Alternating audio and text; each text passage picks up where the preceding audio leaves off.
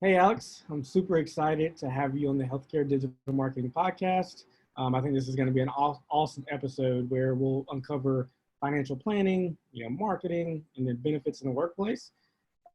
Before we dive into that, I would love just to open up how you and I met, through the Queen City Healthcare Connections and through mutual friends in the healthcare space. And then also love for you to just talk about, your background, your experiences with what you do in your professional career. So the stage is yours. Awesome. Yeah, thank you for having me. Excited to do this and be on here. Gosh, I'm trying to think. I think we met about a year and a half ago, and I'm trying to think of who introduced us. It was someone, the healthcare networking community in Charlotte is pretty small in a lot of ways. Was it Ryan? Do what? Do you know Ryan from Insperity? Was it him? It might have been. It might have been. I've I only think met so. him in passing. Okay. That's probably right, though. I think he just said, great guy in this field. You should meet with him. So, and it was at one of these homilies. I think we mixed up which one it was supposed to be. So, Right. back when we could go to a coffee shop and not wear a mask and actually sit in there for an hour. So, Exactly. times have changed. Obviously, saw a lot of value in what you did and how it kind of played into what I'm building with my financial practice. So, Yeah. but to your point, earlier this year, with a few folks that we've known and gotten to know much better their businesses and grown some friendships there, we created this Queen City Healthcare Connection. And really, it was just because we're all like-minded and wanting to work with healthcare professionals, specifically folks who own their own small practice. My dad's one of those. He's a partner at Charlotte Eye, Nose, and Throat. Been there a long time. He's the Nice. senior physician because he's the oldest guy left at 66. So Right. more of an honorary title. But seeing all these struggles that dental practices, medical practices, whether it's primary care or specialists, are having with their businesses, and trying to meet those needs. And so we've formed this referral group where I want to say it's kind of like a BNI, but it's much more informal in the sense of we're not looking for, you have to have this many referrals and leads and you're paying to be a member. It's more, hey, we're all go-getters. We are passionate about our what our business is. Right. And we see the value of all these other folks and we want to bring them in. And as we're talking to these doctors and practice managers, have more to offer them. Because obviously there's only so much I can do with benefits and with finances, and all that's great. I love doing it, but it's time and place. So it's great to have a guy that I know does great marketing, a guy that does great hiring, woman who does pharmacy and what have you. So that's how that was. Yeah, I think to that point too, it's like there's so many pain points that these doctors have that, yes, like you said, we can't individually solve, or like from a business perspective, solve all those problems. But if we can be a resource for them when we're having conversations just about what we offer, and a pain point may come up, like for you, hey, we're struggling to get new patients. Okay, we'll go speak to Lamar because he helps doctors just like your practice to increase the new patient acquisition numbers. So I think that's doctors, their heads down, they're working, but they have so many different pain points in their business, where if our group can be a resource and supply those solutions to those problems, I think it makes us more valuable in their eyes as well. Exactly. Because obviously there's going to be times when they really need to reassess their benefits, and there's times where they don't need to touch that for 2-3 years. So in the meantime, I find value in those relationships, and I want to make sure that I'm staying top of mind when it comes to reassess. So if I can add someone like you or any of the other folks in our group, it makes a lot of sense for me as well. Absolutely. Yeah. So if anybody is, look us up, queencityhealthcareconnection.com. I had to throw that plug in there, but Alex, Give me what website. Give us a little background on yourself. Yeah, so born and raised in Charlotte. Went to Charlotte Christian School growing up. So I know you played with Stephen Curry, guy I went to, who was a few years ahead of me. Who is that guy, by the way? I know, little known name. So right. But love Charlotte. Went to NC State for my college degree, so got a degree in Nice. biology. I was going pre-med. I was just like my dad. So came back here after doing some mission work abroad and started working in the hospital system. That's where I Okay. met my wife. She's a Nice. ICU nurse going back to CRNA school. So again, sticking with healthcare in every part of my life, Right. but amazing woman. And you know, was as I was working in the hospital and talking to more doctors, because you know all of them knew I wanted to become a physician, and I was applying. And as I was going through interviews at different med schools, really just became a little disillusioned with the current state of medicine and just looking towards the future. Because I remember growing up with my dad and all the benefits of being a doctor and all the things that you could do. Your hands weren't tied. There was not as much bureaucracy. You really felt like you were in it for the patient. And Yeah. I know that's even trickled down to nurses and CNAs and mid-levels. I think everyone kind of has this feeling that you know they're in medicine to help people, and they're not able to do that to the greatest extent because there's certain things they have to do. They have to spend this much time charting or do X, Y, and Z in this room to make sure that there's no litigation that's going to be Yeah. following them. Yeah. So after that, you know, was in my early mid 20s and said, you know what, maybe medicine's not for me in terms of being a physician. Still love medicine, so what can I do with that? Okay. So actually did medical sales for a quick second, and yeah, was going to get transferred to Raleigh. My wife and I were newly married, and Okay.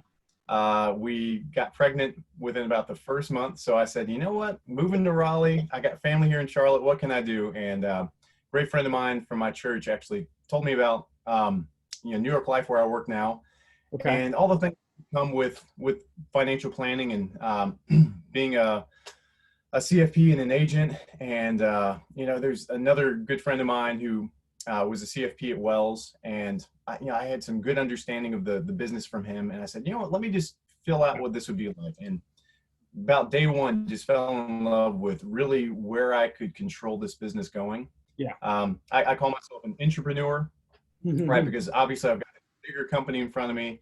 I'm hoping to set up a DBA next year where it's, you know, really my name and my brand is focused on healthcare, but I'll still have the backing of, you know, big company like New York Life, That's awesome. which is great. But you know, over the last 3 years, have really strived to meet the needs of healthcare professionals, whether in the hospital setting or private practice. Obviously, you know, live and breathe healthcare. Love what's going on in Charlotte, and it's given me really the opportunity to look at life outside just the hospital or the Yeah. clinical setting. There's so much good work being done there, Right. but there's so many other things that I think clinicians maybe just don't know about. All these initiatives going with other aspects of healthcare, Yeah. whether it's digital.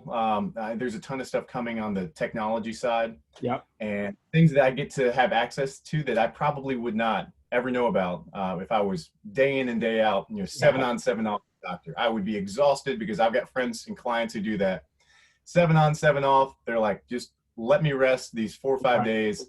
Right. I'm back to work. All right. Yeah. So been doing it ever since, and loving it. Yeah, I like that story because medical's in your, you know, it's in your veins, right? Your dad's been doing it for, you know, said 60 some years.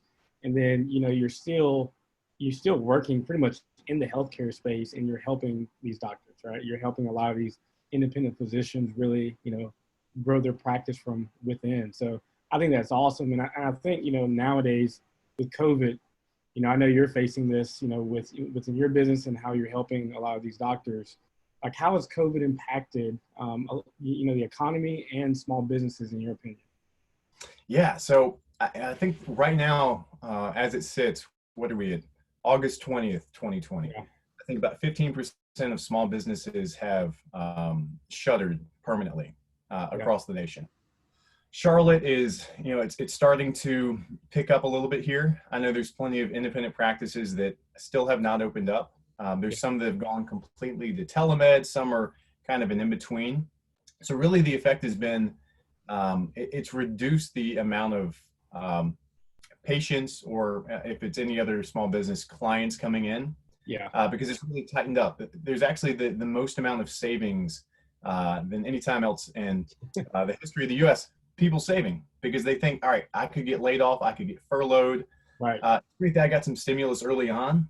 The current bill's held up. I don't know when I'm going to get another stimulus. Obviously, that has some other long-term effects that I'm not a fan of, but folks need to be propped up now.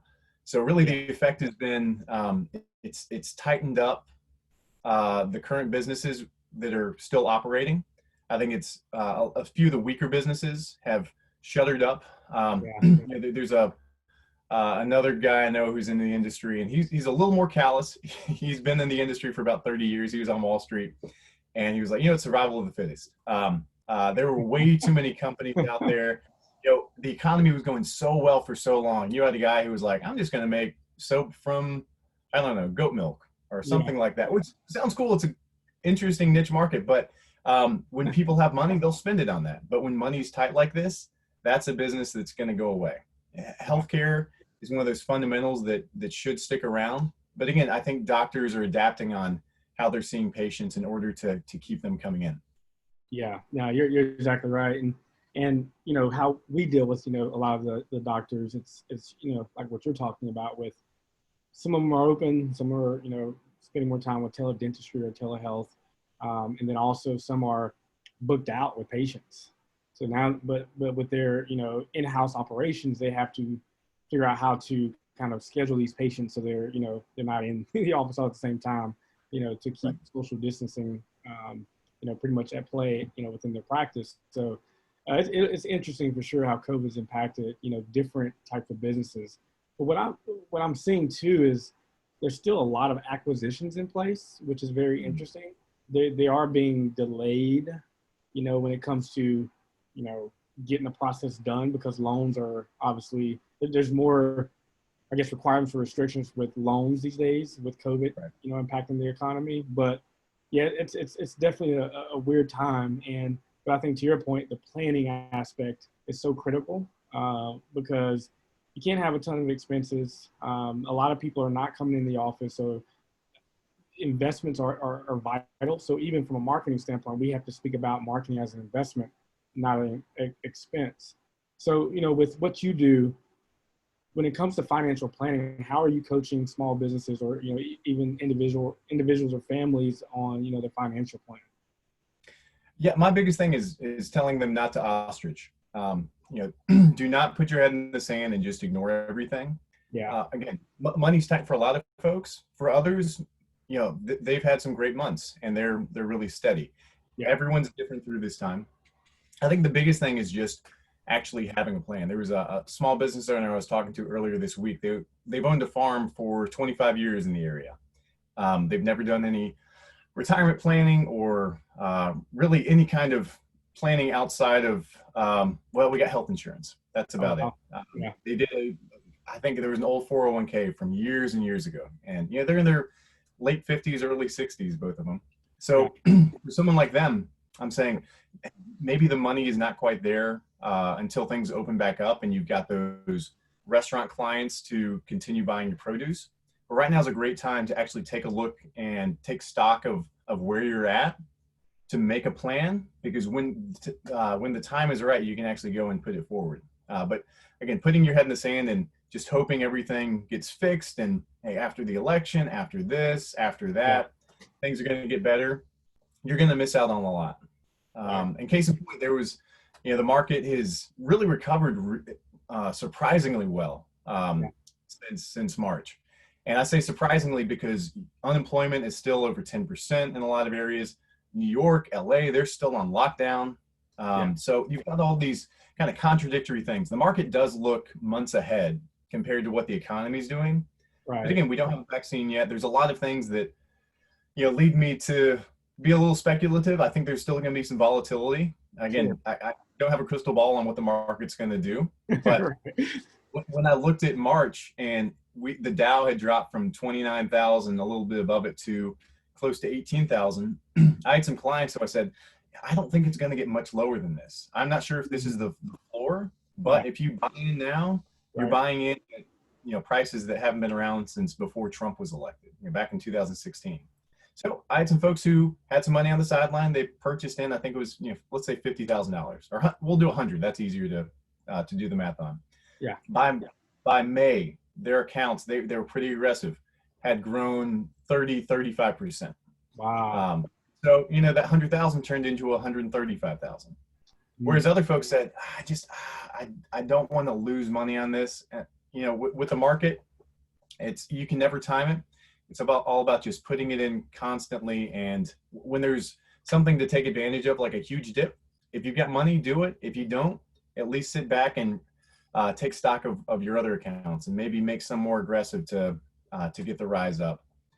But all that to say, I think that the majority of families and small businesses really just need to take a look and see, hey, am I really prepped for the future?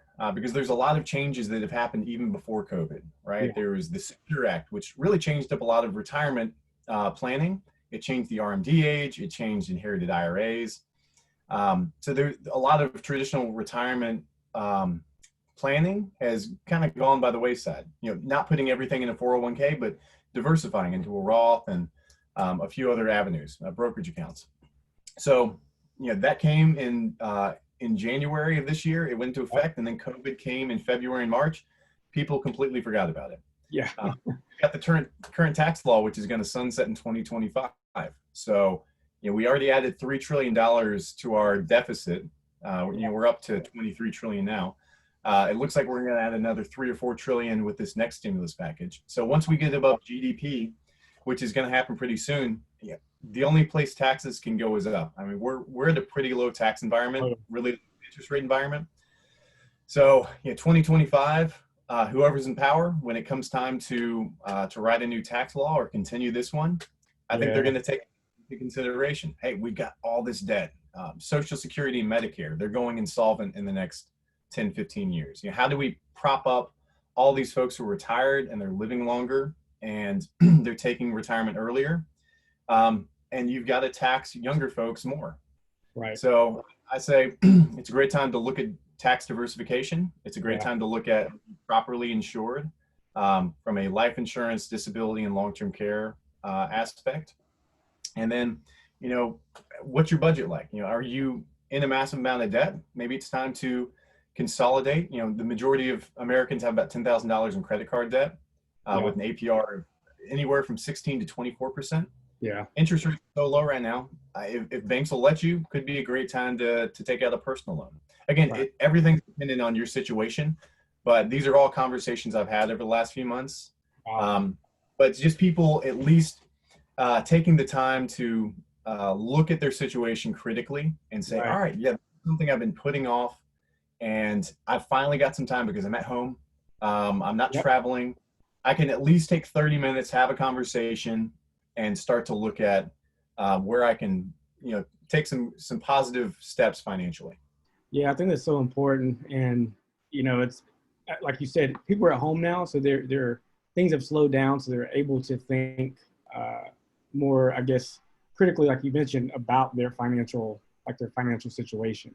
And they're thinking about that even more because someone may be unemployed or some, may be doing well and they're not investing, like you mentioned, with the farm situation. And I think you have to invest now. Like you have to, even if it's small, you have to do something to make sure that, you're getting a return when the rates are somewhat low. It's gonna, like you said, there's gonna be an increase in taxes at some point. We're just in too much debt. Somebody's got to pay that. So you're exactly right. So you did mention long-term care, life insurance, disability. How do you feel that's being impacted or affected during this time as well? Yeah, great question. So, and those are the three that I focus on with my practice. Again, got some great people who do auto, home, renters insurance, all those types of insurance I don't do. But in terms of life insurance, we're still taking in folks. We've actually had a great uptick. I think there's been I think it was Google saw 126% increase in life insurance results. Oh, I believe. Again, people are thinking, man, this thing is really bad. I could die tomorrow. Let me take a look at things. Now, even so, even though we've kind of got a better feel for the virus and the mortality of it, Yeah. still think it's a great time to take a look at that, because the $100,000 that you might get through work probably is not going to cover the income you want to replace, the mortgage you want to replace, anything like that. So your life insurance needs probably larger than what you think.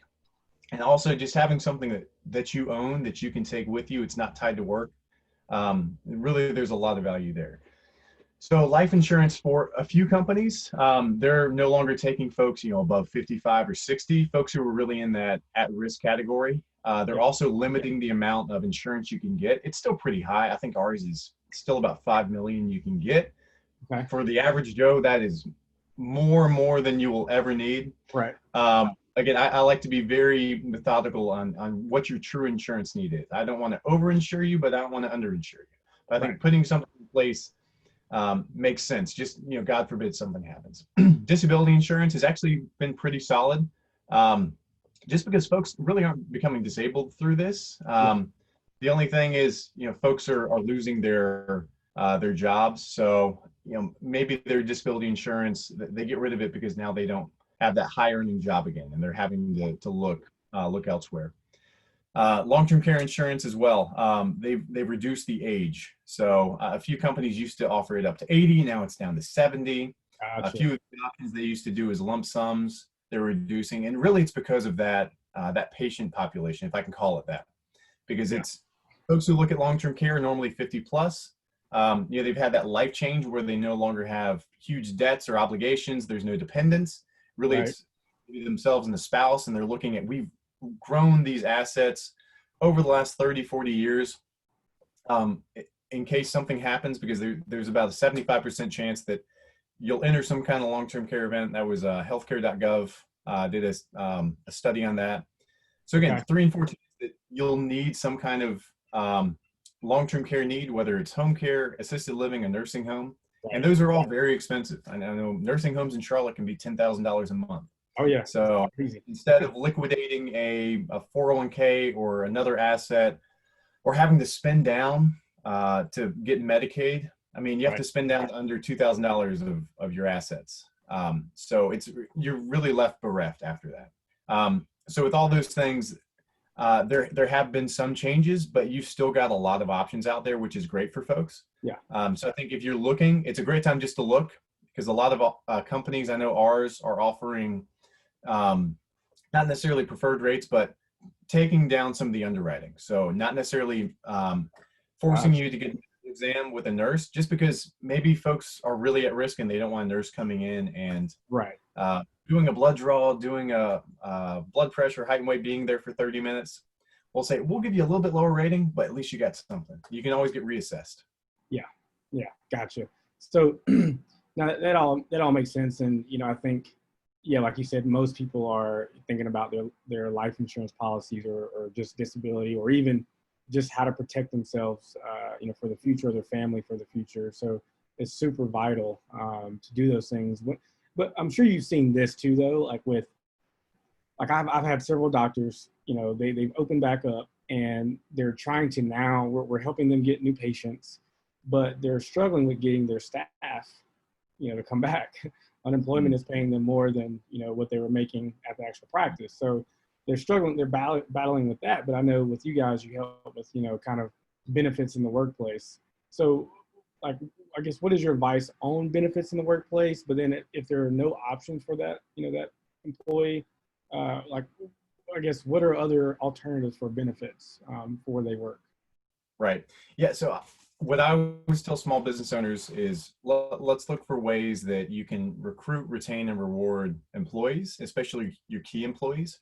Yeah. Now, again, it can be expensive. Some of those things are tax deductible, which is great for a lot of folks. You want to take as many deductions as you can. Right. There's a talk I'll give to small business owners called the 3 T's, where I'll go through today, what does that look like with your benefits? What does your tax situation look like? Obviously, I'm not a CPA. I'm not a tax expert. I will defer to all of them, but we'll take a look at, you're making money, you pay taxes. Normally, it goes straight back into your business, that after-tax money. What are some after-tax options? And then what's your exit strategy? Now, in terms of the actual benefits, Yeah, again, they can be expensive. So if you're a small practice that's not making a lot of money, maybe it doesn't make sense to give that and offer that deduction. Maybe it makes sense to have someone come in and at least give some kind of advice to your employees to say, hey, because you don't get life insurance through work, because you don't get a retirement plan, because you don't get health insurance, Yeah. what are your options? Health insurance, you can go on the exchange. When it comes to retirement plans, really it's an IRA, right? So it's either a Yeah. Roth IRA or a traditional IRA. You can get a Yeah. deduction here. You can get tax deferred growth and tax free access here. So there's pros and cons to both. And then obviously, if you're in good health, that again, that's how you buy life insurance, right? It's not with money; it's with your health. Yeah. If you smoke, you're morbidly obese, and you had a heart attack, no one's going to offer you insurance besides Colonial Penn, and they'll give you $5,000 final expense policy based on your age. Right? So it's Yeah. great to have a final expense policy, but obviously, if you're in your 30s and you have a big family and you've got assets to protect and debts and obligations, you probably need more than that $5,000 final expense policy. And we don't want to have folks go do a GoFundMe just to help your spouse pay a mortgage Yeah. or help them with some income, supplement that. Right. So small bits here. So what I would say is it's a great time for small business owners to at least take a look at what your benefits are, because you probably lost out on benefits not being part of Atrium or Novant, right? They Yeah. both have, gosh, what Atrium is probably getting close to 100,000 employees. Wow. I know Novant's between 60 or 70 or something like that.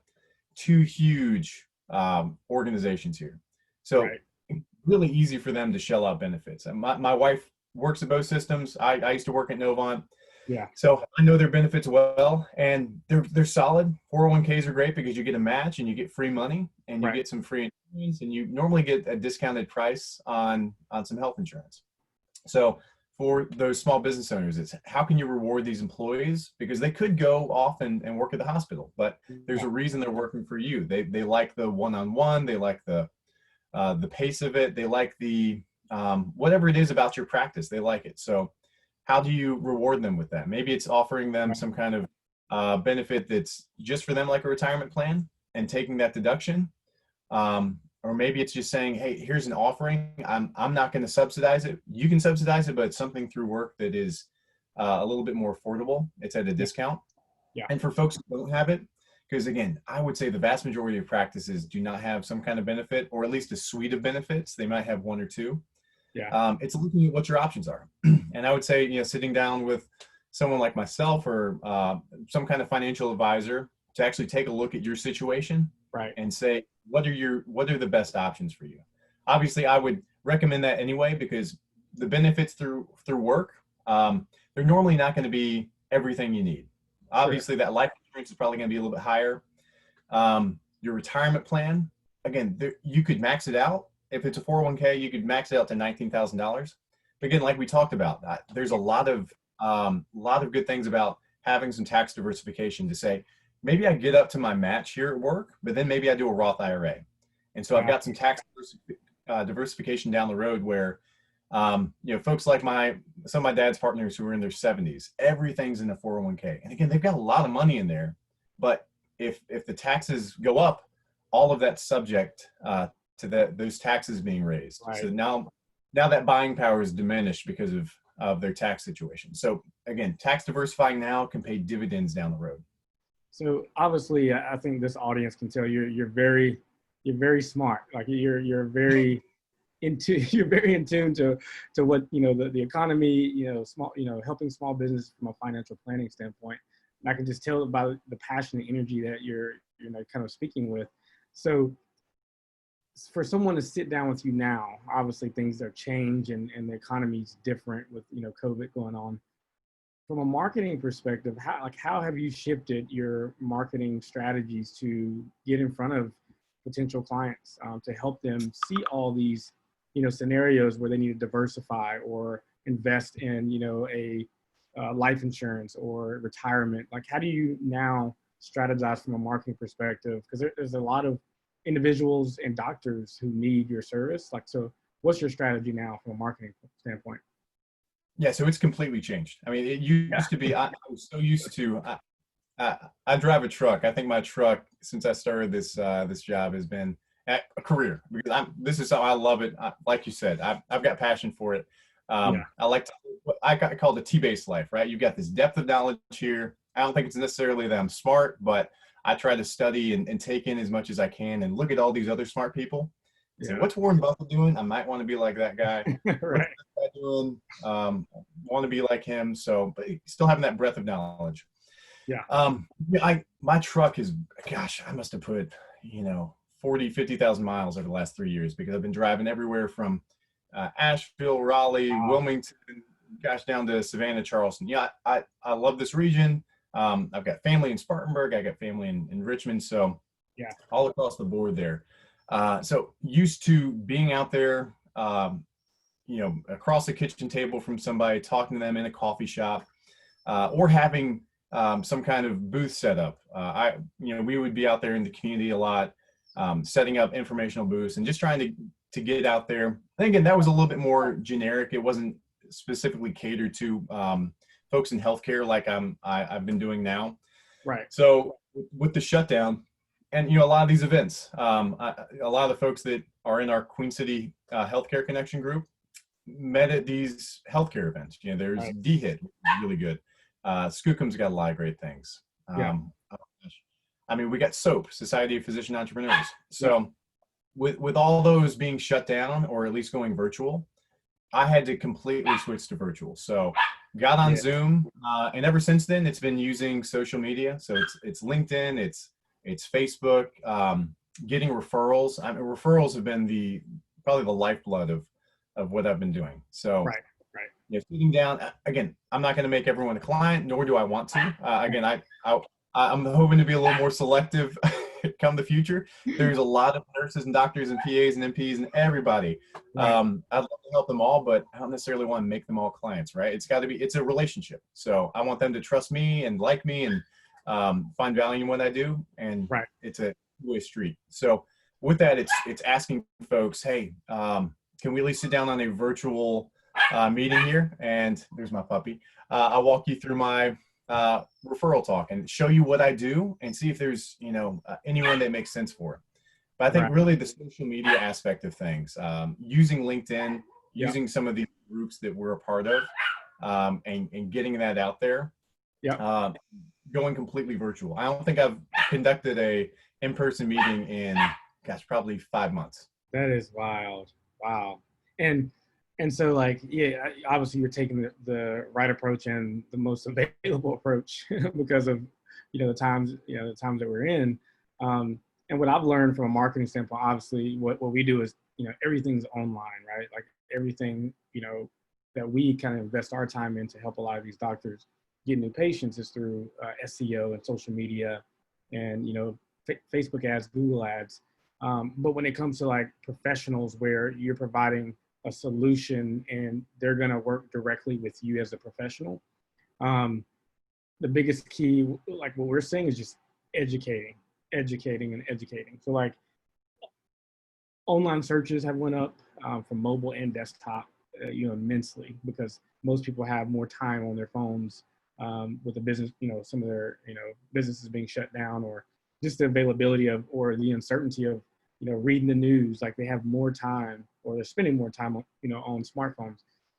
So the opportunity to kind of stand out amongst the pack is to educate and inform and, have the right messaging when it comes to what value you can bring in their lives with, maybe it's a free guide or some kind of free tutorial or step-by-step, here's, or case study of what we did with this doctor, with his, financial planning, and now he's here. So like being able to just educate because things have slowed down and more individuals are thinking about their future.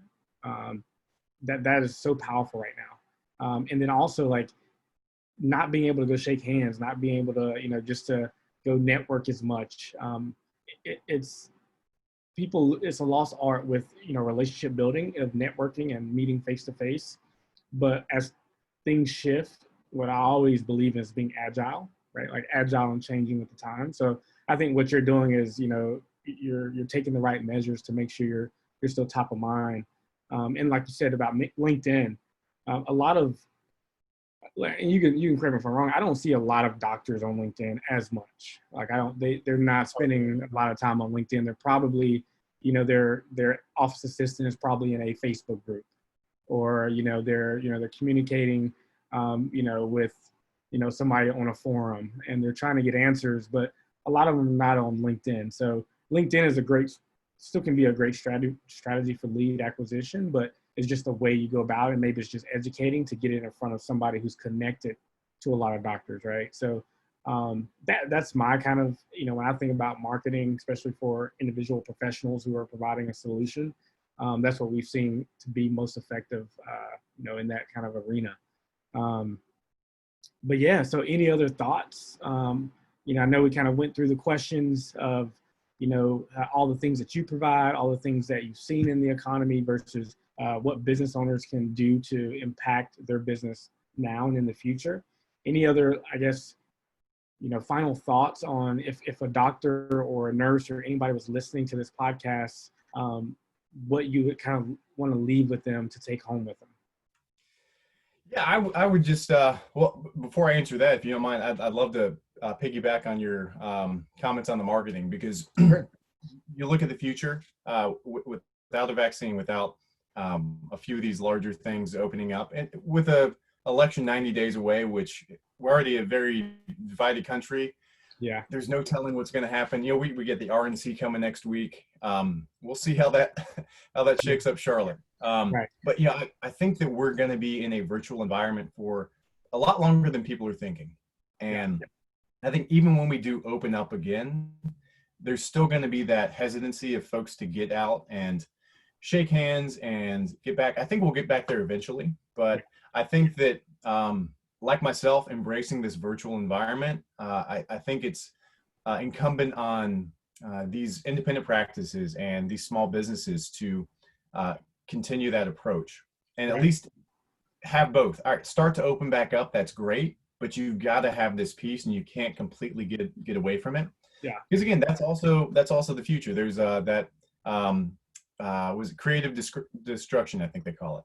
okay. You get Luddites back in the it was late 1800s, early 1900s, who saw the all the automation, and they kept wanting to tear it down and destroy it because it was going to take away their jobs, and they didn't adapt. And again, it's been like that throughout history. There's been plenty of industries that have gone the way of the dinosaur, but new ones prop up.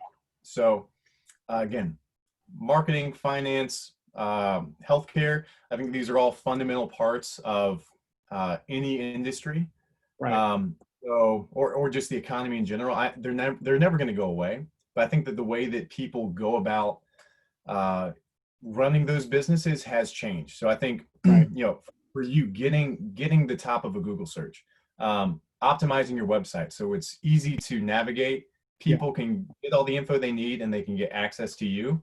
Right. And then you're exactly right. We've been doing a lot of seminars, whether it's for small families, business owners, retirees, what have you, because education is the biggest thing. Folks have so much knowledge at their fingertips, right? I mean, you have more knowledge on this phone than NASA astronauts did NASA did to get a guy on the moon. Right. So much knowledge, but you still need a person to that you trust and like and find value in to explain that to you. It doesn't mean you can't get other opinions, and I'm a big fan of second opinions.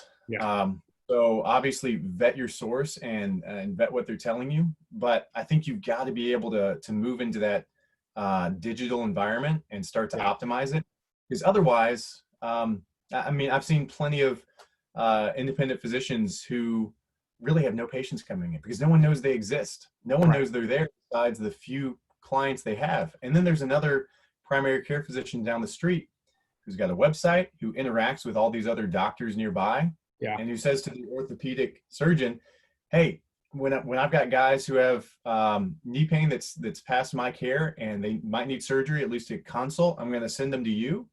Hey, when you've got folks, send them to me, when they need recovery and they need stuff down the road. So you build these relationships. And I feel like, unless you start to adapt and like you're saying, embrace that virtual environment, you're really you're going to go the way of the dodo, which is not a good outcome. So what I'd say to healthcare professionals, it's a it's a great time for y'all because you're working, you've got benefits, you are a integral part of society. So you're in a very, very good position. There's a number of nurses and PAs and doctors I've worked with over the last 5 months to set up a part of their plan, whether it's investing in this way or putting in some protection or working on their budget and refinancing a debt. Because right now, since you're earning money, there's things you can take advantage of. So whether it's refinancing a house, consolidating your debt, investing, tax diversification, you have the ability to do that because you are working consistently and you've got money coming in. You look at the 10% of people who are not working, and like you said, folks who are on unemployment and had that 600 bump a week. Yeah, that's great. I mean, there's a reason they weren't going back to work is because they've got all their needs. So I think y'all have the same thing, but you've got the luxury of that security. And I think that's going to maintain. I know a few folks got furloughed, but I don't foresee that happening anytime soon. But I would just say, whether it's with me or some other financial professional, get with someone you trust and actually have a conversation about what your financial goals are, short-term, long-term, what you're currently doing and what you're looking to do. And, if there's something you've been put it into place, or if there's something you need clarity on, go and get it. Yeah. And so I want to go back to that point of kind of the tiered approach with, just how, doctors need to deal with making sure that they are going to be open, or they can open back up, or they're going to be, the business is going to be, sustainable, throughout these next couple of months, because COVID's not going anywhere anytime soon. And to your point, it's a tiered approach where, yes, there is online marketing because a lot of people are there right now. And then you still have to have that offline marketing where it's a referral partner relationship. Like for you, for example, and for me, where we're, we're providing services as a solution to these doctors' problems. And yes, we're doing online marketing and we're online and educating, but then we're also in networking groups, right? Like we're communicating with other healthcare professionals who are giving us, different insights on the things that they're facing with their doctors, and we're all providing solutions together and potentially getting referrals out of it. So I think that's so key. It's got to be a more comprehensive approach, not just digital, not just offline, but a combination of both. But I guess for you, the last question I would love to get your thoughts on is, if there's another financial advisor or financial professional who does what you do, right? And now that you've, pivoted almost 100% to, online, where you're focused on, educating and getting new clients through kind of the online marketing strategy. Have you seen like one thing that's been effective for you to get in front of new clients from an online standpoint? Yeah, I'm not sure if I can narrow it down to one. I mean, there's been quite a few, just because things have changed. I think it's changed for everybody, so folks are adapting. And if you find something that that keys in on that, it's great. Gosh, I think just the flexibility and accessibility been a huge change. We're not stuck by a geographical location, right? I mean, I've had folks I've talked to in California who were 3 hours behind me, but because I've got Zoom and because I dictate my schedule, I've been able to accommodate sitting down with them. I didn't have to worry about, and it's face to face, so you can actually get to know somebody. I've had plenty of people who they actually see me on Zoom and they're like, all right, interesting. All right, wasn't expecting that. I'm not sure if it's a good thing or a bad thing, but so it's one of those things where I think having something like this, it doesn't have to be Zoom, but some kind of, I would say, video interaction with somebody makes so much sense. That's why telemedicine is so much better than just calling your doctor. When you can actually see your doctor and your doctor can see you, and you can, my lymph nodes are a little swollen. You might not be able to see it, and you can't diagnose as nearly as well as you could in person. but you can at least get a better idea of what they're doing than just over the phone or through email. Exactly. But I think this face-to-face, even if when it is virtual, and I know people are getting sick of it, but I think they're sick of it because it's for work, right? It's, oh gosh, I got another Zoom meeting. Another meeting. Talk about clients thing, new initiative. Now, when something of value and you say, I'm sick, I need someone to diagnose me and, you know, give me some way to get healthy again. Yeah. Or again, with you, I am not getting any new patients. Right. How can I diagnose me, Lamar? What is my issue? Well, all right, you're not putting yourself out there. So how do we do that? Right. And you can diagnose their small business. But again, I think this is probably our biggest tool, not only for me as a financial advisor or you with marketing, but I think for physicians and anyone who's in that in a business where they're having to build trust with someone, and again, give some piece of advice, which people are taking you at your word because you're a professional, you're an expert. So when you do that, there's something on the line, right? If I'm a doctor and I tell you to take this medication, you're going to take it because I'm a doctor. And again, if I diagnosed you with that and didn't look at all the, consult Amina and the pharmacy and look at all these other issues that come from it, it could have really detrimental effects for you. Same thing with me. If I put you in some kind of investment, you're 75 and I put you in a emerging market stock and everything in there, and then you're looking to use this money in a year. I was not acting as a fiduciary there. So I think, again, this is our biggest tool. And I think it's when we can add that value, that's when people are going to see this as a tool and as a resource rather than as a burden. Right. And I think, to your point, and the last point on that is really, the value, but connecting with their pain points is so critical.